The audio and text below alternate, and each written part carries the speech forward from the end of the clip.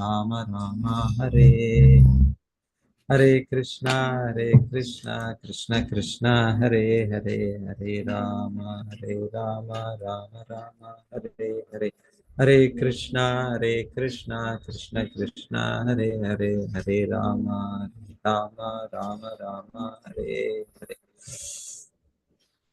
ಹೀಗೆ ಮುಂದುವರಿಸ್ತಾ ಇದ್ದಾರೆ ಈ ಋಷಿ ಮುನಿಗಳು. ಅವರೇ ನೇಮಕ ಮಾಡಿದ ರಾಜ ಬೇನ. ಸೊ ಆದರೆ ಜನರಿಗೆ ಅಷ್ಟು ಕಿರುಕುಳ, ಅಷ್ಟು ಈಗ ಸದ್ಯಕ್ಕೂ ಕೂಡ ಅವ್ರಿಗೆ ಅಪಾಯ ಇದೆ.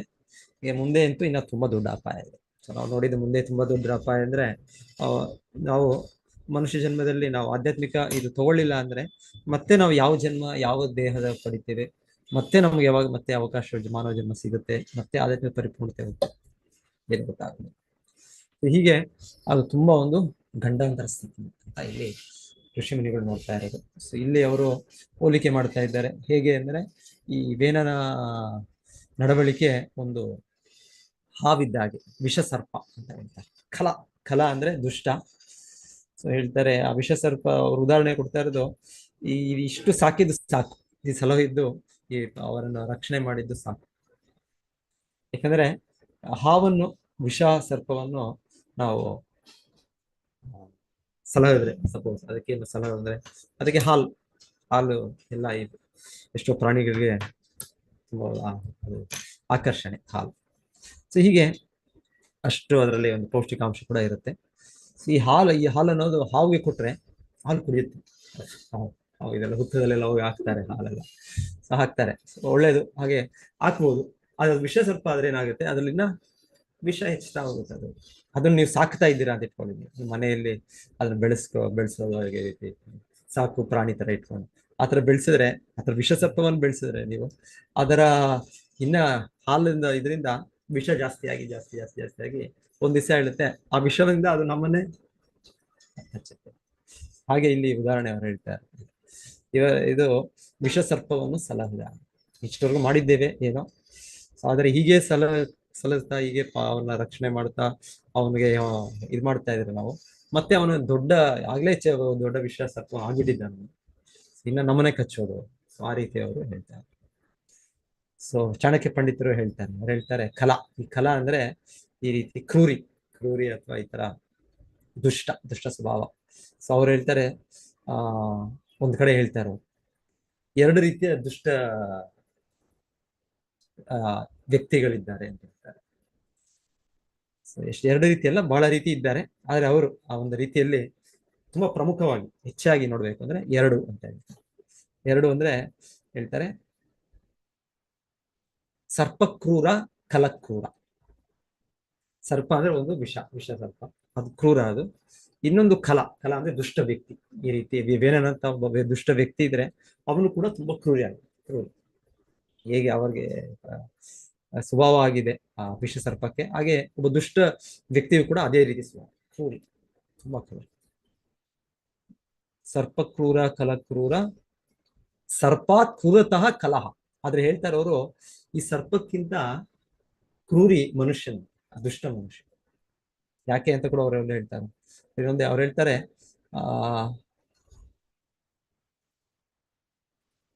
ಮಂತ್ರೌಷಧ ವಿಷ ಸರ್ಪಾತ್. ಅವ್ರು ಹೇಳ್ತಾರ ಮಂತ್ರೌಷಧಿ. ಈಗ ನಮಗೆ ಅಷ್ಟು ಅದರ ಅನುಭವ ಇಲ್ಲ, ಆದ್ರೆ ಹಿಂದೆ ಇದೆಲ್ಲ ಕಾಮನ್ ಅಂತ ಹೇಳ್ತಾರೆ. ವಿಷ ಸರ್ಪವನ್ನು ಅದನ್ನ ಕಂಟ್ರೋಲ್ ಮಾಡಕ್ಕೆ ಒಂದು ಮಂತ್ರಗಳಿಂದ ಅದನ್ನ ಕಂಟ್ರೋಲ್ ಮಾಡ್ಬೋದು. ಇವರು ಕೂಡ ಹಾವಾಡಿಗಿರೋದು ಏನೊಂದು ಶಬ್ದದಿಂದ ಅದರಿಂದ ಅವ್ರು ಮಾಡ್ತಾರೆ. ಹಾಗೆ ಹೇಳ್ತಾರೆ ಮಂತ್ರಗಳು ಇದೆ ಒಂದೊಂದು, ಆ ಮಂತ್ರಗಳಿಂದ ವಿಷ ಸರ್ಪವನ್ನು ನಿಯಂತ್ರಣ ತರಬಹುದು. ಸೊ ಹಾಗೆ ಹೇಳ್ತಾರವರು, ಅದಕ್ಕೊಂದು ಔಷಧಿ ಇದೆ. ಆತರ ಕ್ರೂರಿಯಾದ ಸರ್ಪಕ್ಕೂ ಕೂಡ ಒಂದು ಔಷಧಿ ಇದ್ದು ಮಂತ್ರದಿಂದ ಅದನ್ನ ಕಂಟ್ರೋಲ್ ಮಾಡ್ಬೋದು.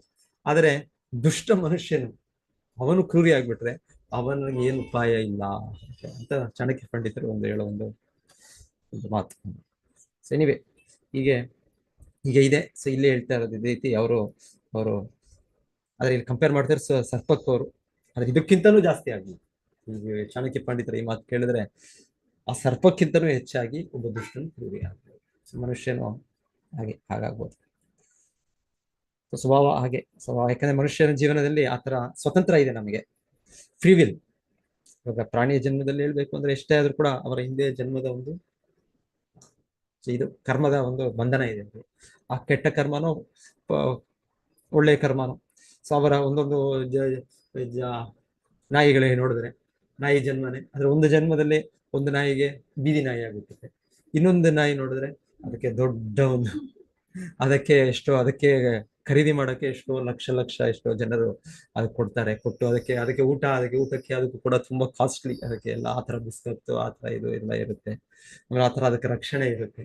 ನಾಯಿನೇ, ನಾಯಿ ಒಂದು ನೀಚ ಪ್ರಾಣಿನೇ ಒಂದು ರೀತಿ. ಆದರೆ ಅದರಲ್ಲೂ ಕೂಡ ಒಂದು ರೀತಿಯಲ್ಲಿ ನೋಡೋದು ಅದರ ಒಂದು ಒಳ್ಳೆ ಕರ್ಮದಿಂದನೋ ಅದರ ಒಂದು ಪಾಪ ಕರ್ಮದಿಂದನೋ ಅದಕ್ಕೆ ಒಳ್ಳೆಯ ಸ್ಥಾನ ಸಿಗ್ಬೋದು.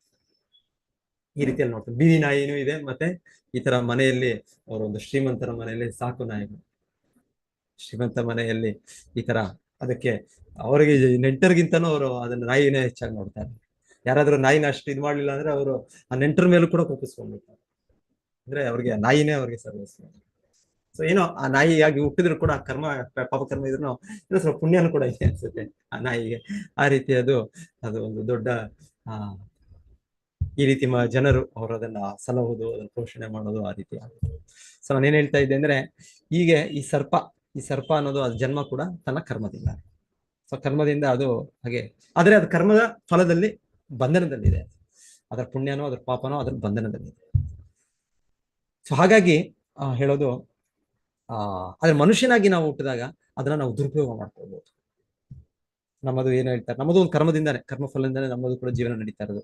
ನಮ್ಮದು ಒಂದು ದುಷ್ಟ ಸ್ವಭಾವನೋ, ನಮ್ಮದು ಒಂದು ಒಳ್ಳೆಯ ಸ್ವಭಾವನೋ, ನಮ್ಮದು ಚಟುವಟಿಕೆಗಳು ಎಲ್ಲವೂ ಕೂಡ ನಮ್ಮ ಹಿನ್ನೆಲೆ ಕರ್ಮನೇ. ಆದ್ರೆ ಇದನ್ನು ನಾವು ಮತ್ತೆ ಇನ್ನ ಹೆಚ್ಚಾಗಿ ನಾವು ದುರುಪಯೋಗ ಮಾಡ್ಕೊಂಡು ಇನ್ನ ದುಷ್ಟರಾಗಿ ಇನ್ನ ಕ್ರೂರರು ಕೂಡ ಆಗಿರ್ಬೋದು. ಸೊ ಹಾಗಾಗಿ ಬಹುಶಃ ಇವರು ಚಾಣಕ್ಯ ಪಂಡಿತರು ಹೇಳೋದು, ಇಬ್ಬರು ದುಷ್ಟರು, ಮನುಷ್ಯನು ಒಬ್ಬ ದುಷ್ಟನು, ಸರ್ಪನು ದುಷ್ಟ, ತುಂಬಾ ದುಷ್ಟವಾದ ವ್ಯಕ್ತಿಗಳು ಅಂತ ತೋರಿಸೋದು. ಆದ್ರೆ ಮನುಷ್ಯನಾದ ದುಷ್ಟನು ದುಷ್ಟವಾದ ಸರ್ಪಕ್ಕಿಂತ ಹೆಚ್ಚು ಕ್ರೂರಿ. ಯಾಕಂದ್ರೆ ನಮಗೆ ಇದಿದೆ, ಏನಿದೆ, ಫ್ರೀಡಮ್ ಇದೆ, ನಮಗೆ ಸ್ವತಂತ್ರ ಇದೆ.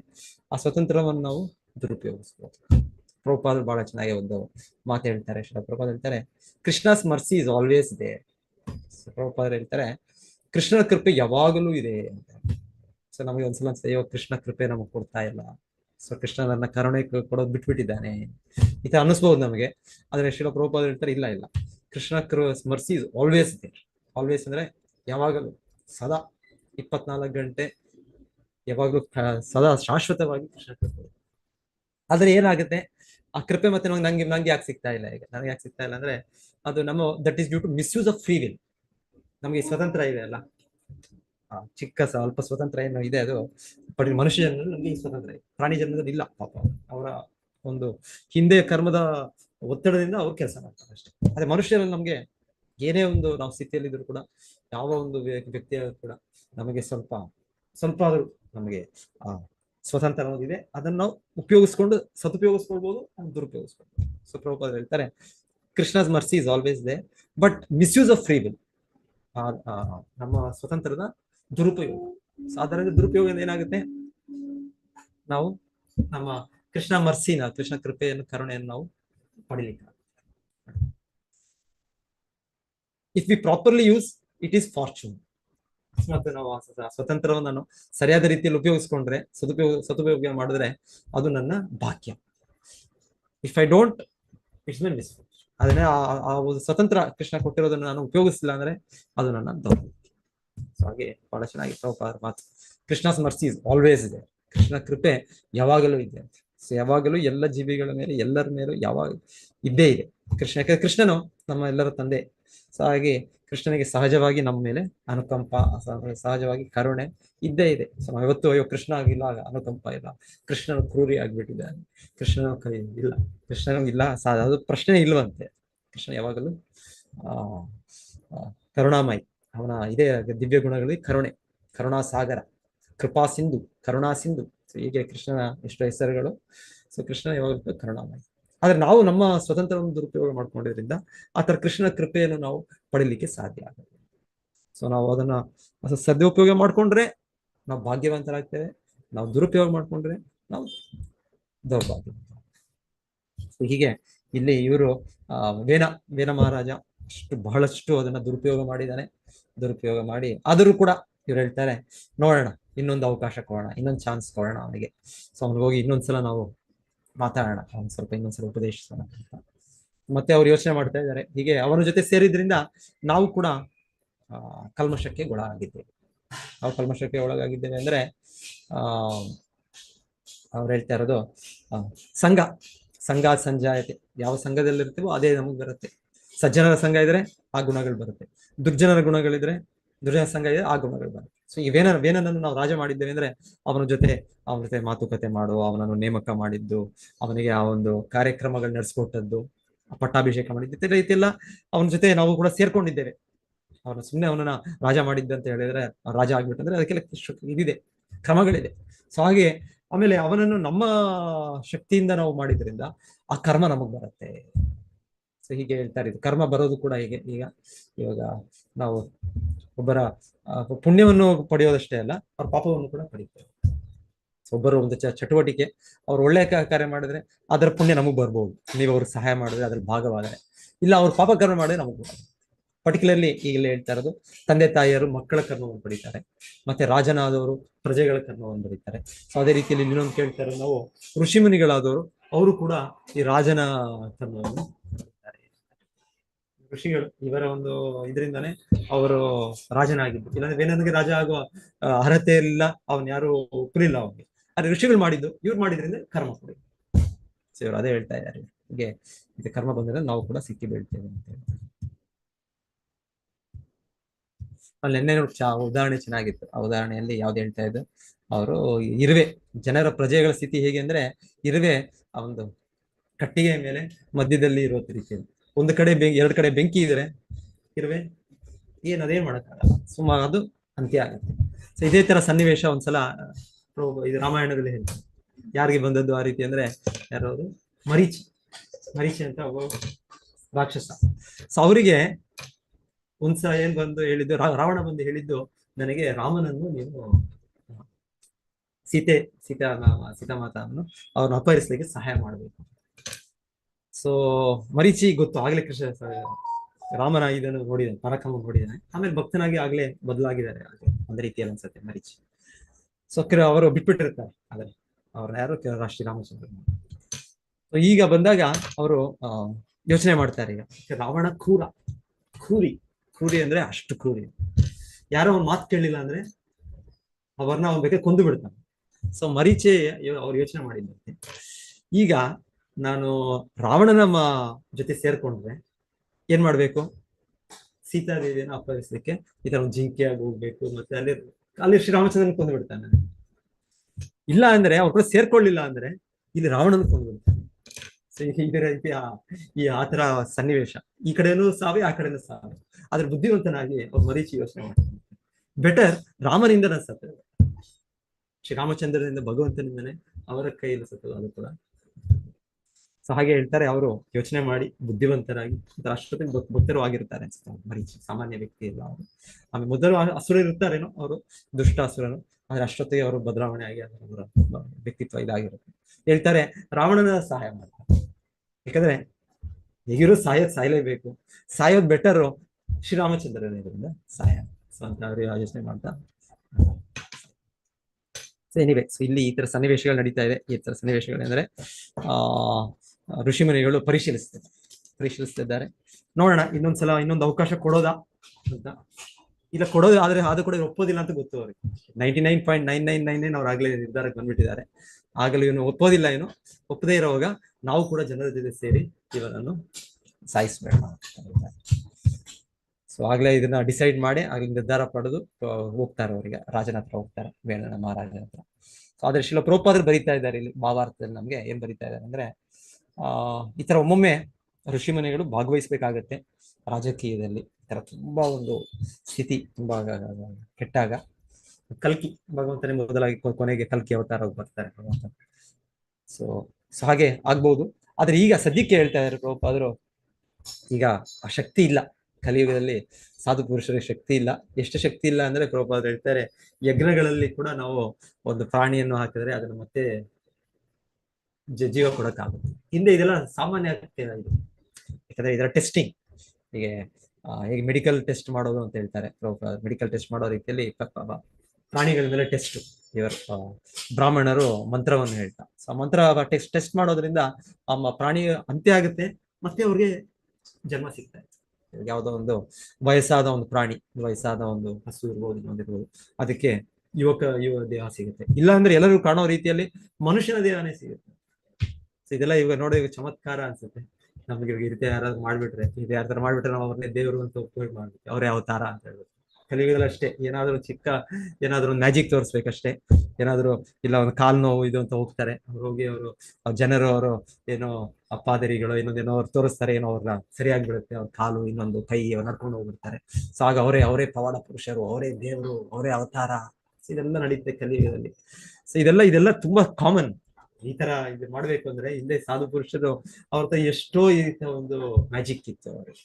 ಆದ್ರೆ ಇದೆಲ್ಲ ತೋರಿಸ್ತಾರೆ, ಅವರು ದುರುಪಯೋಗ ಮಾಡ್ತಾ ಇರಲಿಲ್ಲ. ಅವರು ಕಲಿಯುಗದಲ್ಲೆಲ್ಲ ದುರುಪಯೋಗ ಮಾಡ್ತಾರೆ. ಸ್ವಲ್ಪ ಏನಾದ್ರು ಮ್ಯಾಜಿಕ್ ಸಿಗ್ಬಿಟ್ರೆ, ಸ್ವಲ್ಪ ಶಕ್ತಿ ಸಿಗ್ಬಿಟ್ರೆ ನಾನೇ ದೇವರು, ನಾನೇ ಅವತಾರ, ಎಲ್ಲ ಮೋಸ ವಂಚನೆ. ಸೊ ಹೇಳ್ತಾರೆ ಸಾಧು ಪುರುಷರಿಗೆ ಕಲಿಯುಗದಲ್ಲಿ ತುಂಬಾ ಕಡಿಮೆ ಆಗಿಬಿಟ್ಟಿದೆ. ಈ ರೀತಿಯ ಪವರ್ಸ್ ಕೂಡ ಇಲ್ಲ, ಏನ್ ಶಕ್ತಿಗಳು ಈ ರೀತಿ ಯಾಗ ಪ್ರಾಣಿಗಳನ್ನ ಮತ್ತೆ ಪುನರ್ಜೀವನಗೊಳಿಸೋದು ಆಗಿಲ್ದೇ ಇಲ್ಲ. ಸೊ ಪ್ರಭುಪಾದ ಹೇಳ್ತಾರೆ ಎಲ್ಲ ಅವೆಲ್ಲ ಮಾಡೋದ್ ಬೇಡ, ಆತರ ಸರ್ಕಸ್ ಎಲ್ಲ ಮಾಡೋದ್ ಬೇಡ. ಈಗ ಏನ್ ಮಾಡಿ ಹರೇ ಕೃಷ್ಣ ಮತ ಜಪ ಮಾಡಿ. ಸೊ ಹರೇ ಕೃಷ್ಣ ಮತ ಜಪ ಮಾಡೋದ್ರಿಂದ ಎಲ್ಲ ಸರಿ ಹೋಗುತ್ತೆ, ಎಲ್ಲ ಕಾಲ ಸರ್ವಸಿದ್ಧಿ ಹೋಯ್ ತುಮಾರ. ಶ್ರೀ ಚೈತನ್ಯ ಮಹಾಪ್ರಭುಗಳು ಯಾವಾಗಲೂ ಹೇಳೋದು ಸರ್ವಸಿದ್ಧಿ. ಸೊ ಈ ಹರೇ ಕೃಷ್ಣ ಮಂತ್ರದಲ್ಲಿ ಭಗವಂತನು ಕಲಿಕಾಲೇ ಕೃಷ್ಣ ನಾಮಾವತಾರ, ಕಲಿಯುಗದಲ್ಲಿ ಕೃಷ್ಣನ ತನ್ನ ನಾಮದಲ್ಲಿ ಅವತರಿಸಿ ಬಂದಿದ್ದಾನೆ. ಇದರೆಲ್ಲ ಶಕ್ತಿ ಇದೆ, ಎಲ್ಲ ಬಲ ಇದೆ ಇದರಲ್ಲಿ. ಸೊ ಎಷ್ಟೋ ಸನ್ನಿವೇಶಗಳೇ ಇದೆ ಈ ರೀತಿ ಎಲ್ಲ. ಹೇಳ್ತಾರೆ ಯಾರು ಜಾರ್ಜ್ ಹ್ಯಾರಿಸನ್ ಅವರು, ಯಾರು ಬೀಟಲ್ಸ್ ಫೇಮಸ್ ಬೀಟಲ್ಸ್ ಸಿಂಗರ್ಸ್ ಅವರೆಲ್ಲ 70ನೇ ಶತಕದಲ್ಲಿ ಎಲ್ಲ ದಶಕದಲ್ಲಿ ಅವರು 1970s ಅಲ್ಲೆಲ್ಲ ಶಿಲ ಪ್ರಭುಪಾದರಿಗೂ ಸಹಾಯ ಮಾಡ್ತಾರೆ. ಅಲ್ಲಿ ಇಂಗ್ಲೆಂಡ್ ನಲ್ಲಿ ಅವರು ಪ್ರಭುಪಾದ ಫಸ್ಟ್ ಕೃಷ್ಣ ಪುಸ್ತಕನ ಮುದ್ರಣ ಮಾಡಿದ್ದೆಲ್ಲ ಸ್ಪಾನ್ಸರ್ ಮಾಡಿದ್ದು ಎಲ್ಲ ಜಾರ್ಜ್ ಹ್ಯಾರಿಸನ್ಗೆ. ಸೊ ಅವ್ರ ಜೀವನದಲ್ಲಿ ಒಂದ್ಸಲ ಹೇಳ್ತಾರೆ 2000 ಯಾವ್ದೋ ಇಸ್ವಿಯಲ್ಲ, ಆ ಟೈಮಲ್ಲಿ ಯಾರೊಬ್ಬ ಕಳ್ಳ ಅವ್ರ ಮನೇನ ಅಟ್ಯಾಕ್ ಮಾಡಿದ್ರು. ಸೊ ಇವ್ರಾಗ ಹರೇ ಕೃಷ್ಣ ಗಟ್ಟಿಯಾಗಿ ಹೇಳಕ್ ಶುರು ಮಾಡ್ತಾರೆ. ಸೊ ಅವ್ರಿಗೇನೋ ಭಯ ಆಗಿ ಓಡೋಗ್ಬಿಡ್ತಾರೆ. ಸೊ ಹೇಗೆ ಈ ರೀತಿ ಎಲ್ಲ. ಸೊ ಈಗ ನಾವು ಅಲ್ಲಿ ಪ್ರಭುಪಾದರು ಹೇಳಿದ್ದು, ಅದೊಂದ್ಸಲ ಯಾರಾದ್ರು ಈಗ ಪಾಶ್ಚಾತ್ಯ ದೇಶದಲ್ಲಿ ಪರ್ಟಿಕ್ಯುಲರ್ಲಿ ಶಿಲ ಪ್ರಭುಪಾದರು ಪ್ರಚಾರ ಮಾಡೋ ಈಗಲೂ ಕೂಡ ಇದೆ, ಈಗಲೂ ಕೂಡ ಎಷ್ಟೆಷ್ಟು ದೇಶಗಳಲ್ಲಿ ತಿಕ್ಕರು ಕೂಡ ಇದೆ. ಆದ್ರೆ ಅವ್ರಿದ್ದಾಗ ಇನ್ನ ಅವ್ರ ಶಿಷ್ಯರು ಅವಾಗ ಜೈಲಲ್ಲಿ ಕಳ್ಸೋದು ಎಲ್ಲ ಮಾಡ್ತಾ ಇದ್ರು. ಏನೋ ಒಂದು ಕಾರಣಗಳು ಹುಡುಕಿ ಅವ್ರನ್ನ ಇವರು ಜನರಿಗೆ ಪಬ್ಲಿಕ್ ಅಲ್ಲಿ ಸಂಕೀರ್ತನೆ ಮಾಡ್ತಾ ಇದ್ದಾರೆ, ಡಿಸ್ಟರ್ಬೆನ್ಸ್ ಮಾಡ್ತಾ ಇದ್ದಾರೆ, ಅಲ್ಲಿ ಪುಸ್ತಕ ಮಾರಾಟ ಮಾಡ್ತಾ ಇದ್ದಾರೆ. ಈ ರೀತಿ ಎಲ್ಲ ಪ್ರಭುಪಾದರು ಹೇಳ್ತಾರೆ ತೊಂದರೆ ಇಲ್ಲ, ಜೈಲ್ಗಾದ್ರೂ ಹೋಗಿ ಅಲ್ಲೂ ಜಪ ಮಾಡಿ. ನೀವೇನ್ ಮಾಡ್ಬೇಕು, ಜಪ ಮಾಡಿ ಹರೇ ಕೃಷ್ಣ ಕೃಷ್ಣ ಕೃಷ್ಣ ಹರೇ ಹರೇ, ಹರೇ ರಾಮ ರಾಮ ರಾಮ ಹರೇ. ಸೊ ಎಲ್ಲೋದ್ರು ಮಾಡಿ, ಜಪ ಮಾಡಿ ಅಷ್ಟೇ, ಅದನ್ನ ಜಪಾನ್ ಬಿಡಬಾರ್ದು. ಸೊ ಕೃಷ್ಣ ಕೃಪೆ ನಮಗೆ ಎಲ್ಲದಕ್ಕಿಂತ ಹೆಚ್ಚಾಗಿ ಕೃಪೆ ಇರೋದು ಅವನ ನಾಮದಲ್ಲಿ ಅವನ ಕೃಪೆ ಇದೆ ಕಲಿಯುಗದಲ್ಲಿ. ಸೊ ಇದನ್ನ ಹೇಗೋ ನಾವು ಹೇಗೋ ಅದನ್ನ ಕೃಷ್ಣನ ಅದ್ರ ಮೂಲಕ ಸಂಪರ್ಕಿಸಿ ಅವನ ಕೃಪೆಯನ್ನು ಪಡೆಯೋಣ. ಸೊ ಅದು ನಮಗೆ ವೈಯಕ್ತಿಕವಾಗಿ, ಅದು ಕೌಟುಂಬಿಕವಾಗಿ, ಸಾಮಾಜಿಕವಾಗಿ, ರಾಷ್ಟ್ರೀಯವಾಗಿ ಎಲ್ಲ ರೀತಿಯಲ್ಲೂ ಅದು ಸರಿ ಹೋಗುತ್ತೆ. ಓಕೆ, ಸೊ ನಾಳೆ ನೋಡೋಣ ಏನು ಋಷಿ ಮುನಿಗಳು ಇವಾಗ ಹೋಗಿ ಏನ್ ಮಾಡ್ತಾರೆ. ಯಾರಿಗೆ ಇವರಿಗೆ ಇದು ವೇಣನಿಗೆ ಲಾಸ್ಟ್ ಉಪದೇಶ ಹೋಗಿ ನೆಕ್ಸ್ಟ್. ಕೃಷ್ಣ ಎಲ್ಲರಿಗೂ ಧನ್ಯವಾದಗಳು. ಏನಾದ್ರು ಯಾರು ಹೇಳ್ಬೇಕಂದ್ರೆ ಸೇರಿಸ್ಬೇಕಂದ್ರೆ.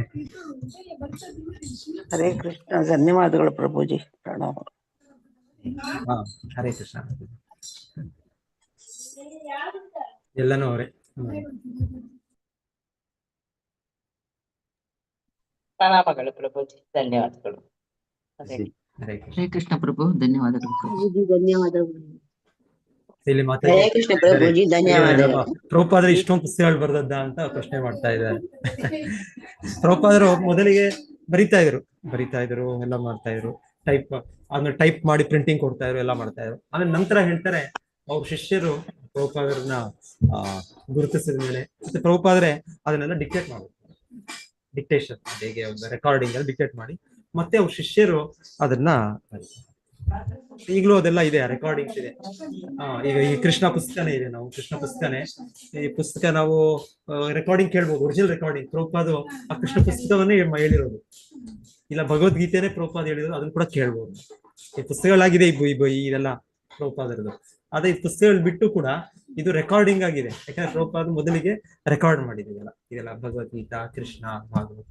ಸೊ ಇದೆಲ್ಲ ಸುಮಾರು ಎಲ್ಲವೂ ಇದೆಯೋ ಇಲ್ವೋ ಅದ್ರ ಮುಖ್ಯವಾದದ್ದು ಇದೆ, ಯಾಕಂದ್ರೆ ಅದನ್ನೇ ರೆಕಾರ್ಡಿಂಗ್ ನ ಅದನ್ನ ಅಳಿಸ್ಬಿಟ್ಟು ಮತ್ತೆ ರಿಯೂಸ್ ಮಾಡ್ತಾರೆ. ಯಾಕಂದ್ರೆ ಅದೇ ಟೇಪ್ ಮತ್ತೆ ಹೊಸ ಟೇಪ್ ಅಂದ್ರೆ ಎಷ್ಟು ಖರ್ಚು. ಹಾಗೆ ಬಹುಶಃ ಒಂದೊಂದೆಲ್ಲ ಆ ಟೇಪ್ಗಳು ಒರಿಜಿನಲ್ ಎಲ್ಲ ಇದೆಯೋ ಇಲ್ವೋ ಆದ್ರೆ ಆಲ್ಮೋಸ್ಟ್ ಇದೆ. ಮುಖ್ಯವಾದಂತೂ ಇದೆ. ಕೃಷ್ಣ ಪುಸ್ತಕದೆಲ್ಲ ನಾವು ಡೈರೆಕ್ಟ್ ಆಗಿ ಈ ಒಂದ್ಸಲ ನಾವು ಓದೋ ಬದಲು ಪ್ರಭುಪಾದರದು ಡೈರೆಕ್ಟ್ ಆಗಿ ನಾವು ಪ್ರಭುಪಾದೇ ಅದನ್ನ ವಿವರಿಸೋದು. ಅವರೇ ಹರೇ ಕೃಷ್ಣ ಪ್ರಭುಜಿ. ಹರೇ ಕೃಷ್ಣ ಮಾತಾಜಿ. ಹರೇ ಕೃಷ್ಣ. ಹರೇ ಕೃಷ್ಣ. ಹರೇ ಕೃಷ್ಣ ಪ್ರಭುಜಿ. ಹರೇ ಕೃಷ್ಣ. ಪ್ರಭುಜಿ, ಇದು ಈ ಮಾರೀಚ ಪ್ರಸಂಗದಲ್ಲಿ ಒಂದೆರಡು ಚಿಕ್ಕ ಸ್ವಾರಸ್ಯಗಳಿತ್ತು. ಹೇಳಿ ಪ್ರಭು. ಮಾರೀಚನಿಗೆ ಈ ತಾಟಕೀಯವೆಲ್ಲ ಇದಾದಾಗ ಒಬ್ಬನ ಸ್ವಭಾವವನ್ನು ಅವನು ಅಲ್ಲೇ ಸತ್ತೋಗ್ಬಿಡ್ತಾನೆ. ಆದ್ರೆ ಮಾರೀಚನಿಗೆ ಏನಾಗುತ್ತೆ ಅಂದ್ರೆ ಒಂದು ಬಾಣನ ಅವನು ಇದ್ ಮಾಡ್ಕೊಂಡು ಹೋಗುತ್ತೆ, ಚೇಸ್ ಮಾಡ್ಕೊಂಡು ಹೋದಾಗ ಅವನು ಸಮುದ್ರದಲ್ಲಿ ಹೋಗಿ ಅಲ್ಲಿ ಒಳಗಡೆ ಇದ್ದಾನೆ. ಅವಾಗ ಅವನು ಮೇಲಕ್ಕೆ ಉಸಿರಾಡಕ್ ಬಂದಾಗ ಬಾಣ ಬಂತು ಅವನಿಗೆ ಇದು ಏನು ಚುಚ್ಚಿ ಮತ್ತೆ ಅವನ ನೀರಲ್ಲಿ ಮತ್ತೆ ಮತ್ತೆ ಮತ್ತೆ ಮುಳುಗಿಸುತ್ತೆ. ಅವನ ಬೇಕಾದಷ್ಟು ಸಲ ಅವನು ಹಣ್ಣುಗಾಯಿ ನೀರ್ಗಾಯಿ ಮಾಡ್ಬಿಡುತ್ತೆ. ಆಗ ಅವನಿಗೆ ಆಮೇಲೆ ಅವನು ಬದುಕ್ತಾನೆ, ಅವನು ಕೊನೆಗೆ ಬದುಕ್ತಾನೆ. ಅಂದ್ರೆ ಅದು ಭಗವಂತನ ಸಂಕಲ್ಪ, ಇನ್ ಮುಂದಕ್ಕೆ ಬೇಕಾಗ್ತದೆ ಅಂತ ಹೇಳಿ. ಆಗ ಅವನಿಗೆ ಒಂದು ಜ್ಞಾನೋದಯ ಆಗೋಗುತ್ತೆ, ನಾವು ಏನೇ ಮಾಡಿದ್ರು ರಾಮನ ಹತ್ರ ನಾವೇನು ತಪ್ಪಿಸ್ಕೊಳ್ಳೋಕೆ ಸಾಧ್ಯತೆ ಇಲ್ಲ ಅಂತೇಳಿ. ಅದಾದ್ಮೇಲೆ ಅವನೇನ್ ಮಾಡ್ತಾನೆ, ಒಂದು ಆಶ್ರಮ ಮಾಡ್ಕೊಂಡು ಪರ್ಣ ಕುಟೀರ ಮಾಡ್ಕೊಂಡು ಒಂದು ಇದು ಸಾಧು ಆಗಿ ಅಲ್ಲಿ ಒಂದ್ ಕಡೆ ಇದ್ ಮಾಡ್ತಾ ಇರ್ತಾನೆ. ಈ ಮಾರೀಚನ ಇದು ನೋಡೋಕೆ ರಾವಣ ಬಂದಾಗ ಅದು ಪರ್ಣ ಕುಟೀರ ಮತ್ತೆ ಒಂದು ಸಾಧು. ಅವಾಗ ಅವ್ನು ಕೇಳ್ತಾನೆ ರಾವಣ, ಏನ್ ನೀನು ನಮ್ಮ ಧರ್ಮ ಬಿಟ್ಬಿಟ್ಟು ಈ ರೀತಿ ಆಗ್ಬಿಟ್ಟಿದ್ದೀರಾ ಅಂತ. ಅದೆಲ್ಲ ನಾನು ಯೋಚನೆ ಮಾಡಕ್ಕಾಗಲ್ಲ, ನೀನ್ ಏನು ಬಂದ್ ಕೆಲ್ಸ ಅಂತ ಕೇಳ್ತಾನೆ. ಅದಕ್ಕೆ ಇವನು ನಾನು ಈ ರೀತಿ ಒಂದು ಇದು ಅಪಹರಣ ಮಾಡೋ ಪ್ಲಾನ್ ಮಾಡಿದೀನಿ, ನೀನೇ ಮಾಡ್ಕೊಡ್ಬೇಕು ಅಂತ ಹೇಳಿದಾಗ ಅವನು ಹೇಳ್ತಾನೆ, ನೋಡು ನಿನಗೆ ಶತ್ರು ರಾಮ ಅಲ್ಲ, ನಿನಗೆ ಯಾರು ಈ ಐಡಿಯಾ ಹೇಳ್ಕೊಟ್ಟಿದ್ದಾನೆ ಅವನೇ ನಿನ್ ಶತ್ರು. ಹಾಗಾಗಿ ನಿನ್ನ ಶತ್ರು ನಿಮ್ಮ ಜೊತೆಲೇ ಇದ್ದಾನೆ, ಏನೇ ಆದ್ರೂ ನಾನು ಇದನ್ನ ಮಾಡಕ್ಕಾಗಲ್ಲ. ಆವಾಗ ಒಂದು ಬಹಳ ಫೇಮಸ್ ಸ್ಟೇಟ್ಮೆಂಟ್ ಇದೆ, ರಾಮೋ ವಿಗ್ರಹವಾನ್ ಧರ್ಮ ಅಂತೇಳಿ. ಧರ್ಮ ಅನ್ನೋದು ಏನಾದ್ರೂ ಒಂದು ಮೂರ್ತ ರೂಪ ಇದೆ, ಅದೇ ರಾಮ. ಹಾಗಾಗಿ ಅವನ್ನ ನೀನು ಇದು ಮಾಡಕ್ ಹೋಗ್ಬಿಡ ಅಂತ ಹೇಳಿ ಬೇಕಾದಷ್ಟು ಬುದ್ಧಿವಾದ ಹೇಳ್ತಾನೆ. ಅದು ಕೊನೆಗೆ ಏನು ಆಗೋದಿಲ್ಲ. ಕೊನೆಗೆ ನೀವು ಹೇಳ್ದಂಗೆ ಅವನು ಭಗವಂತನ ಹತ್ರ ನಾನು ಇದಾದ್ರೆ ಏನಂದ್ರೆ ಭಗವತ್ ಧಾಮಕ್ಕೆ ಹೋಗ್ಬೋದು ಅಂತ ಹೇಳಿ ಅವ್ರ ಹತ್ರ ಮುಕ್ತಿ ತಗೊಳ್ಳೋಣ ಅಂತ ಹೇಳಿ ಮಾಡ್ತಾನೆ. ಹೀಗಾಗಿ ಇದು ಸಣ್ಣ ಪ್ರಸಂಗ. ಹರೇ ಕೃಷ್ಣ. ಹರೇ ಕೃಷ್ಣ. ಧನ್ಯವಾದಗಳು ಪ್ರಭುಜಿ. ಹರೇ ಕೃಷ್ಣ.